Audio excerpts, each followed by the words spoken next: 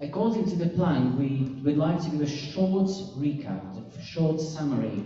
What are those experiences that you, as participants and as well speakers, gained? So therefore, I'd like to give the floor to the chairs of each session. And let's start with Mr. Andres.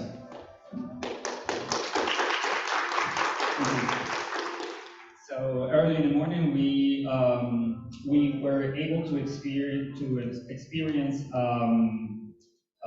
Ms. Artran's conference on academic vocabulary in the classroom.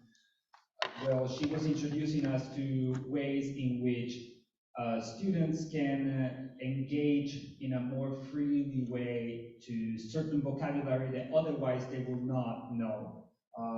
Through the use of certain, for example, games that cross words, I found that one particularly interesting because even us as proficient speakers of English, I was having trouble trying to figure it out what she was trying to tell me. And so we can see that these kind of strategies not only worked with fourth graders, such as her class, but could also work with any kind of age group. That will be the takeaway from her conference. On the other hand, we talked about translanguaging, which is very interesting. It's a new concept for me. Me personally, I will have to dig into it a little bit more to try to understand it fully. But what it really caught my attention is how this concept could be used to somehow try to make students lose a little bit, so they don't doubt. This doubt of, well, my language is not worth it because it's not being reinforced here. So instead of punishing that they have a mother tongue, so bringing that mother tongue to the classroom and somehow validating their own background. That was pretty interesting. In the afternoon, I switched to a different break room, and we deep dived into games and how these games can not only engage students but also reinforce the knowledge that they have. So it was a very large list of games that was more like here you go on a super platter, a bunch of games that you can use in your classroom. It was really interesting to see hands-on how those games can be used in the classroom. Anything from theater play to online games, just to learn how to conjugate verbs in French, because trust me, it's a nightmare. Thank you very much. Thank you, Andres. Let's continue with breakout session B, Ms. Fleur. And the floor is yours for short. Short. It's very hard to make it short. I wrote 2 pages. Okay, I will look at my notes. We started with Daiga, who challenged us to integrate the UN SDGs in our teaching, and that led to us all wanting to go to CESIS and work with her, so something's going to happen there.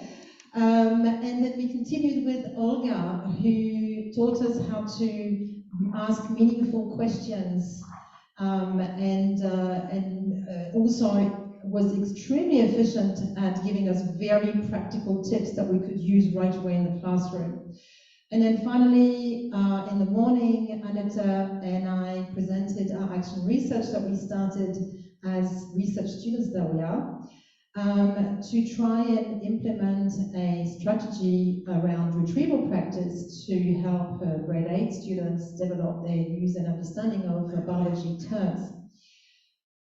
And this afternoon, we had the pleasure of seeing Zana's presentation on how to integrate literature in ESL, which is of course a challenge, but she made it incredibly achievable and accessible by making us see how literature is really just about life and about finding ways of engaging students and making them see connections.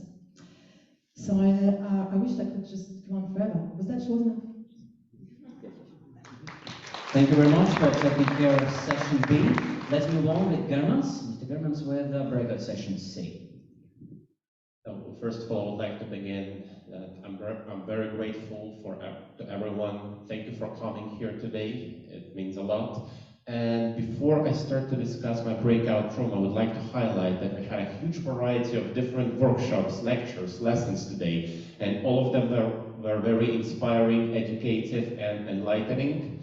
In breakout room C, we began with Miss Maria Konovalova, whose presentation I found extremely interesting as a historian myself. She explained how approach to teaching history can be interactive and engaging. Then we proceeded with the presentation delivered by, sorry, just 1 second. I think it was, thank you very much, yes. Miss Nelly and Miss Ekaterina. It was organized in a form of pure workshop, which I really enjoyed, and it was very interesting, to switch between tables and to see what they're doing. And it was a card games, which, for me, coming from a public school background, like using cards in a classroom, what? It's unbelievable. And it was very interesting as well. And then we had, my apologies, 1 second. I'm terrible with names.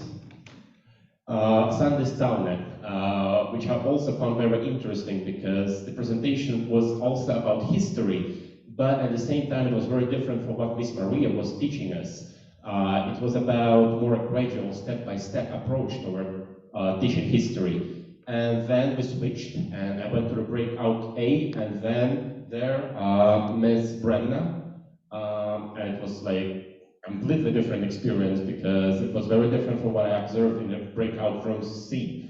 So, to summarize what I have said, I think the biggest advantage and the biggest achievement that we have today is the variety of different experiences that each of us could get today. So thank you everyone, and I am looking forward to working with you again next year.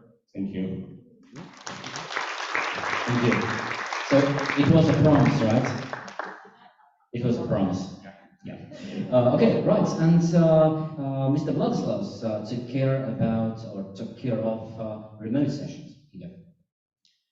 Yes, our breakout room had only remote sessions from people all around the world, from people like North Macedonia, Vietnam, and two from Vietnam. Yeah. It was very fruitful, it was very interesting because me as a teacher, have to be frank, when I usually visit different workshops, and we go in, we grab some coffee, and in like 5-minute times, we have to stand up, choose a table, choose a partner, something, oh no, not this again. But this time it was actually very interesting because the main idea of the first presenter, and it was Bianca Grieve from Vietnam, was that our students should feel comfortable to make mistakes. Because in school, we teach children, then we assess them. In real life, life tests you, and then it teaches you. So students should feel very comfortable at making mistakes, because this is what life is all about. Then we had a great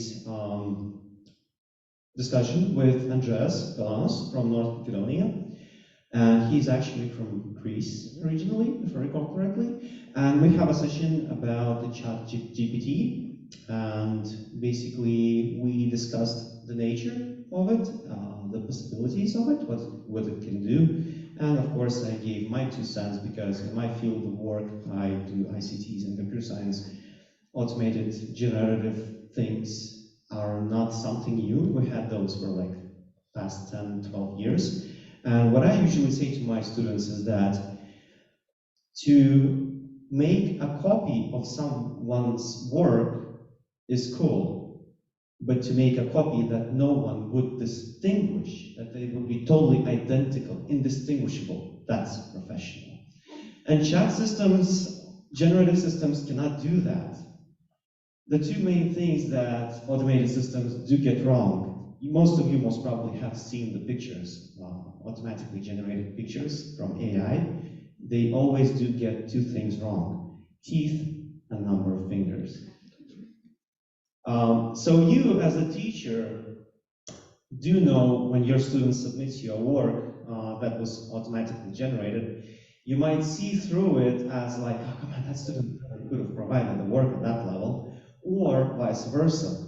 You see the flaws in the text, right? So we actually took an example poem generated, by artificial intelligence, and it was given a specific task to create a poem about AI.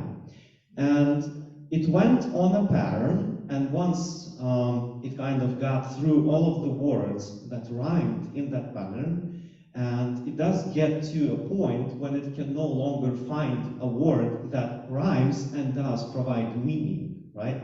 And it just drops the random word there. And you as a teacher notice that.